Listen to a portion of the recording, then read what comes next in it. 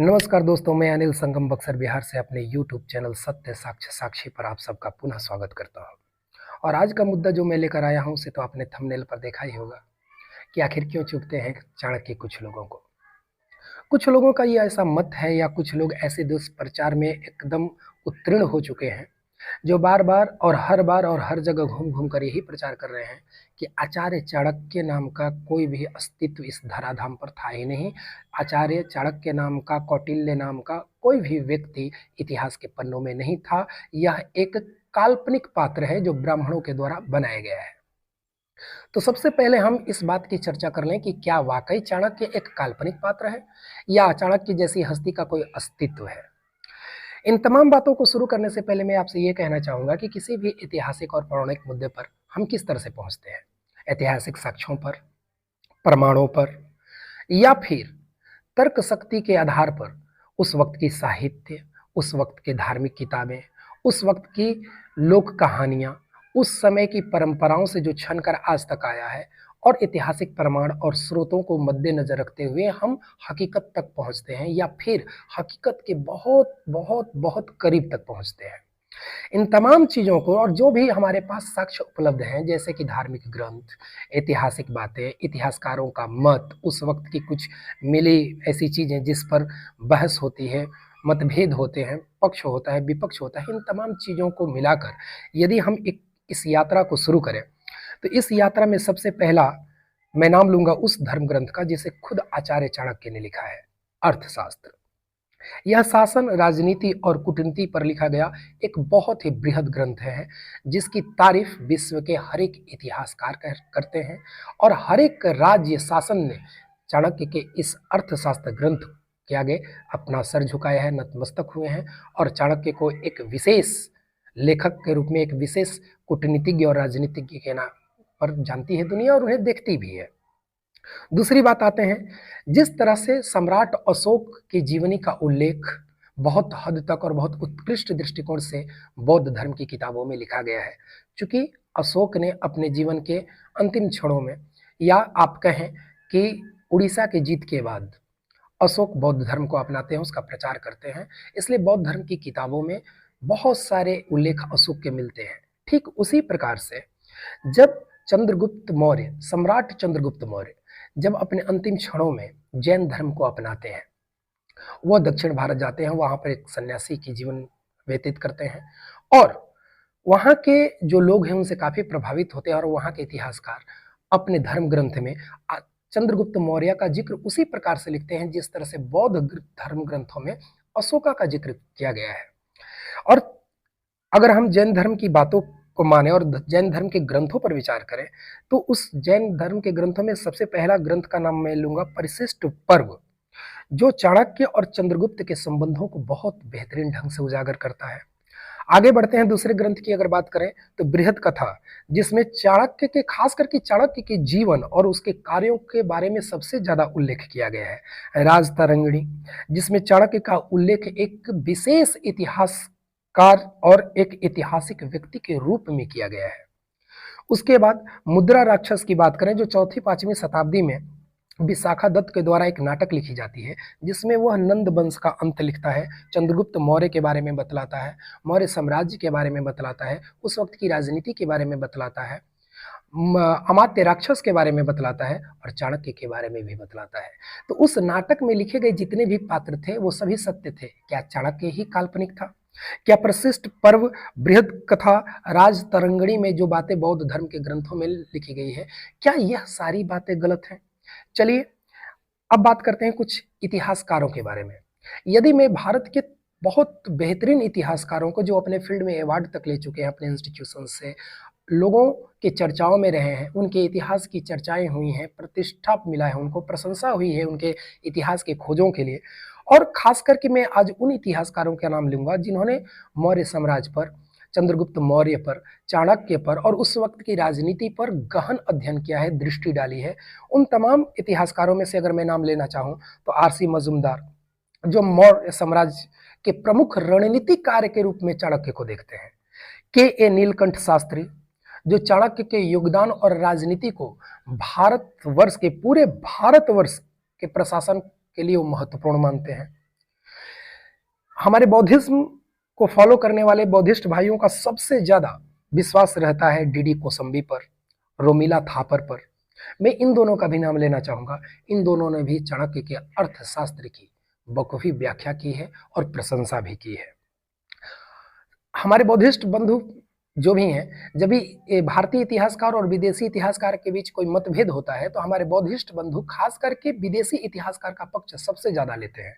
अगर हम ब्रिटिश इतिहासकारों के बारे में और यूरोपियन इतिहासकारों के बारे में बात करें तो भी अगर हम देखते हैं तो विसेंट ए स्मिथ, जिन्होंने मौर्य साम्राज्य और मौर्य इतिहास पर गहन अध्ययन किया, वो भी मौर्य वंश के संस्थापक के मुख्य सलाहकार के रूप में चाणक्य को देखते हैं।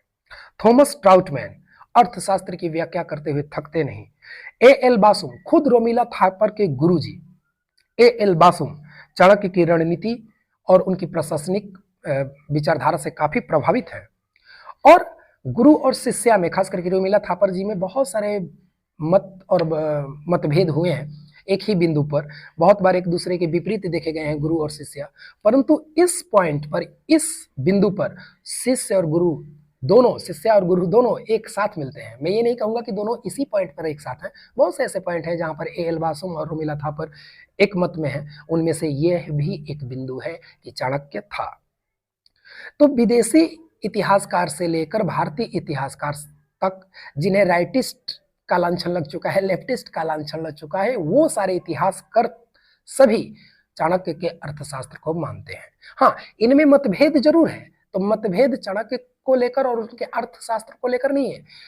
इतिहासकारों में मतभेद है कि अर्थशास्त्र में आगे चलकर जो चीजें जोड़ी गई हैं वो चाणक्य की नहीं है, किसी और का हो सकता है, क्योंकि उसकी भाषा शैली, शब्दावली चाणक्य के स्टाइल से नहीं मिलती है। तो इतिहासकारों में मतभेद है कि अर्थशास्त्र को जो बढ़ाया गया वो बाद में बढ़ाया गया, वो चाणक्य का नहीं है। लेकिन अर्थशास्त्र पर और चाणक्य के अस्तित्व पर किसी भी इतिहासकार, चाहे वो यूरोपियन इतिहासकार हो या भारतीय इतिहासकार हो, इसमें कोई मतभेद नहीं है। यहां तक कि जो इतिहासकार अशोक के जीवन को पूरी तरह से अध्ययन करते हैं वो भी कहते हैं कि अशोक के शासन काल में भी चाणक्य की रणनीति बखूबी दिखाई देती है। आगे बढ़ते हैं। B R Ambedkar, B R Ambedkar भी चाणक्य के अर्थशास्त्र को मानते हैं। बी आर अंबेडकर ने एक किताब लिखी, the untouchables, Who were they and why they become untouchables।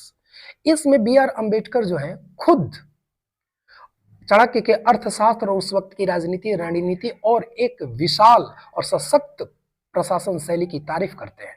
परंतु अर्थशास्त्र में भी जब बाबा साहब वर्ण व्यवस्था को देखते हैं, जाति व्यवस्था को देखते हैं, तो वो अर्थशास्त्र इतनी अच्छी किताब होने के बावजूद भी वो उस पर मतभेद करते हैं, उसकी आलोचना करते हैं।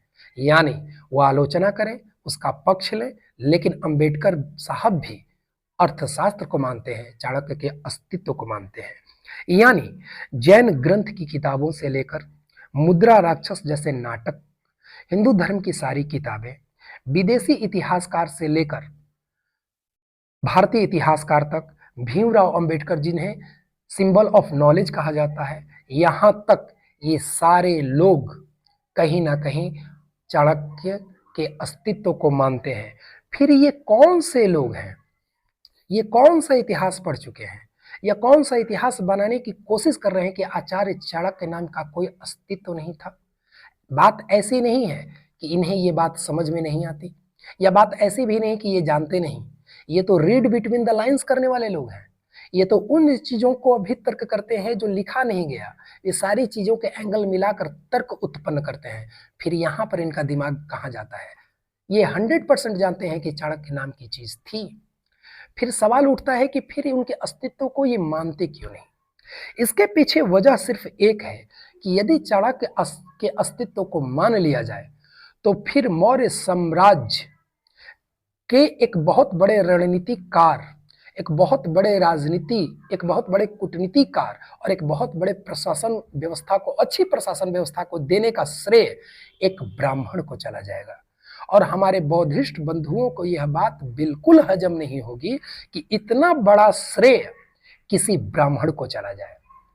आखिर बौद्धिस्ट बंधु ब्राह्मणों को श्रेय देने से कहां कहां रोकेंगे।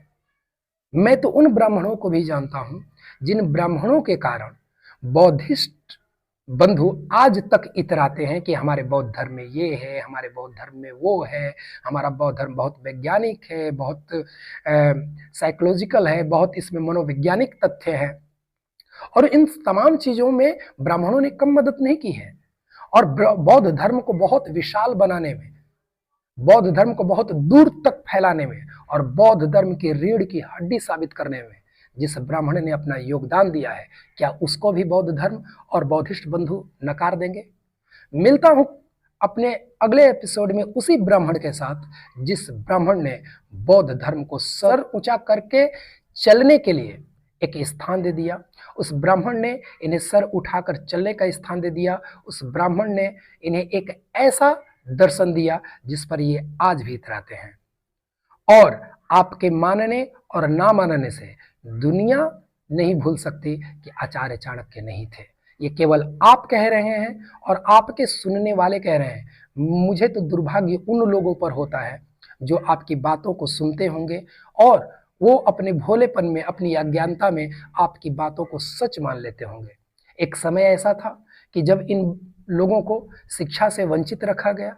आज उन्हें शिक्षा प्राप्त करने का बहुत मौका है, हर दृष्टिकोण से मौका है, तो आप जैसे लोग उन्हें सच्चा ज्ञान नहीं होने देते।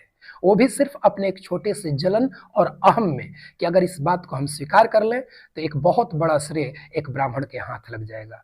आखिर कहाँ कहाँ बचेंगे ब्राह्मण से? मिलते हैं उस ब्राह्मण के साथ अपने अगले एपिसोड में। तब तक अपना ख्याल रखिए, खुश रहिए। Thank you very much.